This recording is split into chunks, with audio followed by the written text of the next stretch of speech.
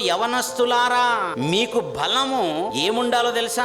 కండబలం కాదు, అండబలం కాదు, స్థానబలం కాదు, ఇవేవి కాదట. మీలో దేవుని వాక్యం ఉండటం వల్ల మీరు బలవంతులు. అంటే చేప బలం మనకు తెలుసు, మొసలి బలం మనకు తెలుసు, నీ బలము కూడా నీకు తెలియాలి. దేవుని వాక్యం ఎవరిలో అయితే ఉంటుందో వాళ్ళు బలంగా ఉంటారండి. మీకు ఎన్ని పాఠాలు వస్తే మీరు అంత బలంగా ఉంటారండి. బైబిల్లోని విషయాలు మీరు ఎంత తెలుసుకుంటే మీరు అంత బలవంతులు అయిపోతుంటారు. చాలా మంది ఒకానొక స్టేజ్ వరకు వచ్చేసి ఇంకా నేర్చుకోవటం ఆపేస్తుంటారండి. వాళ్ళు ఏమనుకుంటారంటే, ఇంకా నేను వయసు చాలా పెద్ద వయసుకు వచ్చేసాను కనుక ఇంకా నేను నేర్చుకోవాల్సిన అవసరం లేదు అనుకుంటుంటారు. అసలు వయసుకి దేవుని మాటలకు సంబంధమే లేదు. అంటే నీ వయసు పెరగటం వల్ల దేవుని వాక్యం నీకు వచ్చేస్తుందని ఎవరు చెప్పారు? అందుకే జీవిత కాలం అంతా మనం ఒక విద్యార్థిగా ఉండి దేవుని వాక్యాన్ని ఔపాసన పడుతుంటే, ఎంత వాక్యమును మన హృదయంలో నింపుకుంటే మనం అంత బలవంతులైపోతామండి. లేదంటే మన ఆత్మీయ జీవితంలో మనం చాలా ఘోరాతి ఘోరంగా విఫలమవుతాం.